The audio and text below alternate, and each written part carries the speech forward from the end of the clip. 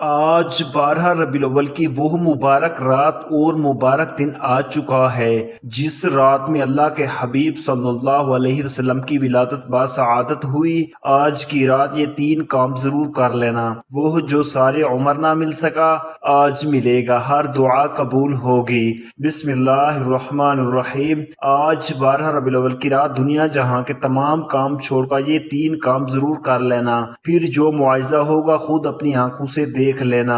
یہ 3 کام کرتے ہی آپ کی ہر حاجت ہر مراد فوری طور پر پوری ہوگی۔ یاد رکھیے گا یہ موقع 1 سال بعد ملنا ہے، آج موقع ہے تو فائدہ اٹھا لو۔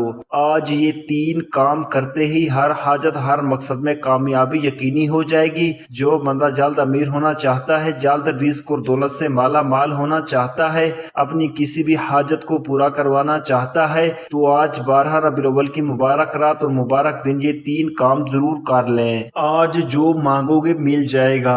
آئیے ناظرین آج کے اس بابرکت عمل کی طرف چلتی ہیں، لیکن اس سے پہلے اگر آپ اس چینل پر نئے ہیں اور آپ نے اس چینل کو ابھی تک سبسکرائب نہیں کیا تو اس چینل کو ابھی سبسکرائب کر لیں، کیونکہ ایسے بہت سے عمل آپ کے حوالے ڈیلی بیسس پر کرتا رہوں گا۔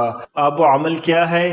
آج 12 ربیع الاول کی پوری رات اور پورا دن آپ کے پاس موجود ہے۔ آپ کو جب جہاں جسے وقت مل جائے باوضو مصلی پر بیٹھ کر آپ نے سب سے پہلے نبی کریم صلی اللہ علیہ وسلم کی ذات مبارکہ پر درود پاک پڑھنا ہے۔ درود پاک آپ کوئی سا بھی پڑھ سکتے ہیں، آپ صلی اللہ علیہ محمد پڑھ لیں، آپ صلی اللہ علیہ وسلم پڑھ لیں، آپ نماز والا درود ابراہیمی پڑھ لیں تو سب سے بہتر ہے، کیونکہ درود ابراہیمی سب سے افضل اور برکت والا درود ہے۔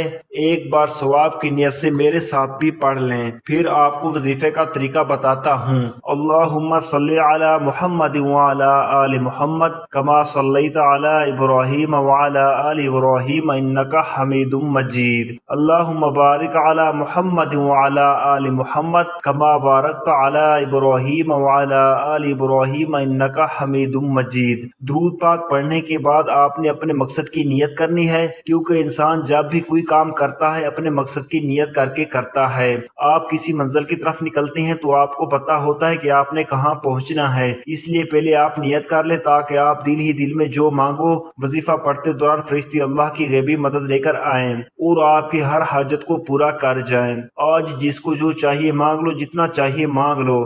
آج آپ کسی بندے سے نہیں مانگ رہے، آپ اللہ سے مانگ رہے ہو۔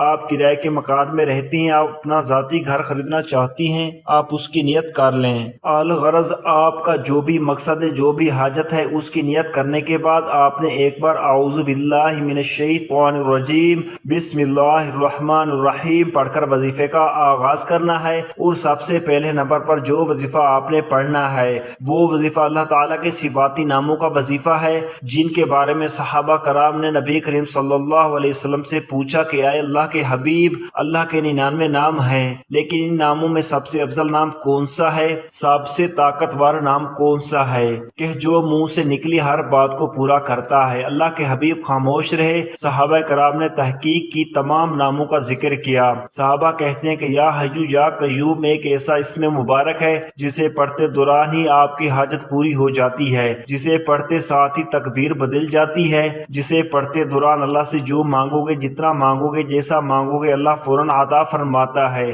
آج آپ نے پہلا کام جو کرنا ہے، آپ نے یا حیو یا قیوم کو پڑھنا ہے۔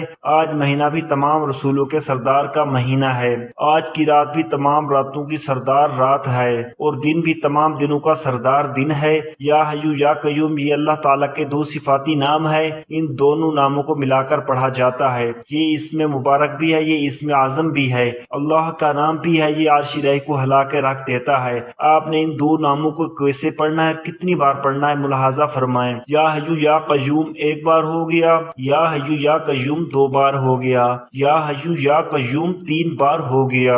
اسی طرح سے آپ یا حیو یا قیوم کو ہاتھ کی انگلیوں پر پڑھ لیں یا تسبیح کے دانوں پر پڑھ لیں۔ آپ نے صرف 11 بار پڑھنا ہے۔ یہ وظیفہ آپ نے اللہ والوں کے طریقے سے پڑھنا ہے، اور اللہ والوں نے جب بھی کوئی وظیفہ پڑھا پہلے رب کو راضی کیا، پھر اللہ سے مانگا۔ لیکن ہم کیا کرتے ہیں، ہم سیدھا کہتے ہیں کہ اے اللہ میری اس حاجت کو پورا کر دے۔ اللہ کے بندوں پہلے رب کو راضی تو کرو، پھر اس سے مانگنا، پھر جو مانگو گے مل بھی جائے گا۔ اس رب کے سامنے حاضری لگوانا ضروری ہے۔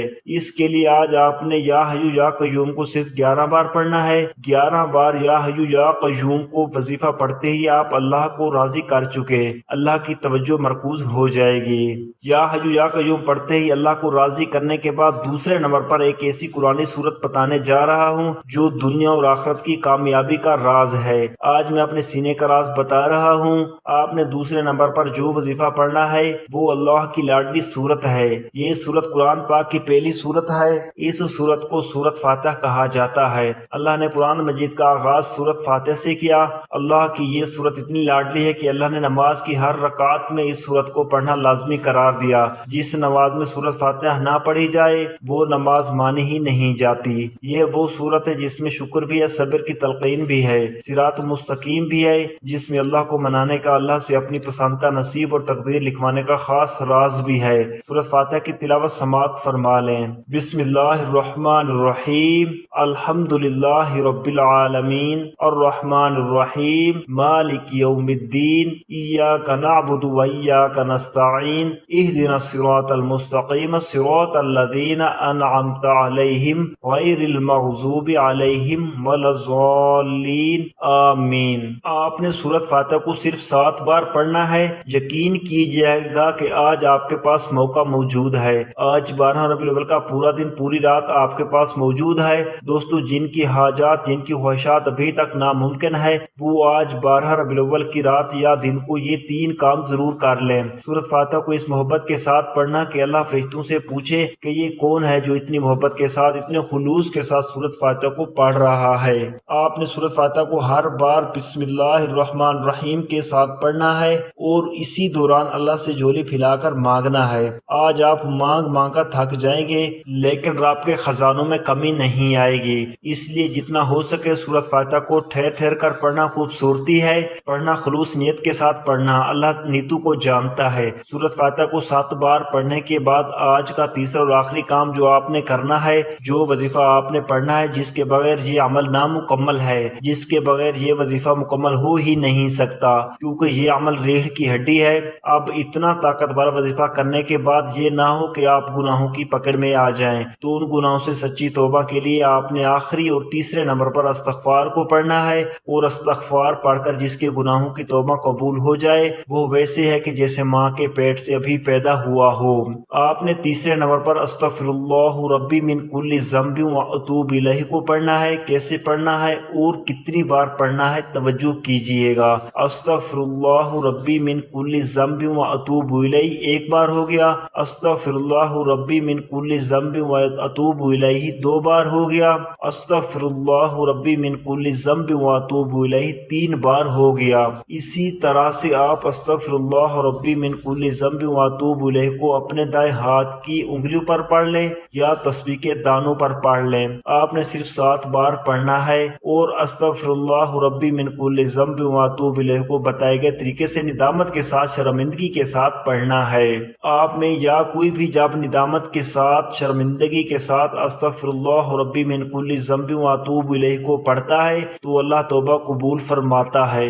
جب آپ یہ تینوں اعمال بتائے گئے طریقے اور ترتیب سے پڑھ لیں تو آخر میں اللہ کے حبیب پر اتنا ہی درود پاک لازمی پڑھیے گا جتنا آپ نے عمل کے شروع میں پڑھا تھا۔ آپ نے یہ 3 اعمال اسی ترتیب سے پڑھنے ہیں، اسی تعداد میں پڑھنے ہیں، اسی طریقے سے پڑھنے ہیں جو طریقہ میں نے آپ کو بتا دیا۔ دعا ہے کہ رب کریم میرا سنانا اور آپ کا سننا اپنی پاک بارگاہ الہی میں قبول و منظور فرمائے، جو مانگا مقدر فرمائے، جو نہیں مانگ سکے وہ بن مانگے عطا فرمائے، آمین۔ ناظرین، اپنے رزق میں برکت اور وسعت کے لیے اللہ تعالیٰ کے 99 ناموں میں سے کوئی ایک نام کمنٹ میں ضرور لکھیے گا۔ اللہ تعالیٰ ہم سب کا حامی و ناصر ہو۔ اللہ تعالیٰ آپ سب کو خوش اور آباد رکھے، ہمیشہ ہنستے اور مسکراتے رہیں۔ جزاک اللہ خیرہ۔ السلام علیکم ورحمۃ اللہ وبرکاتہ۔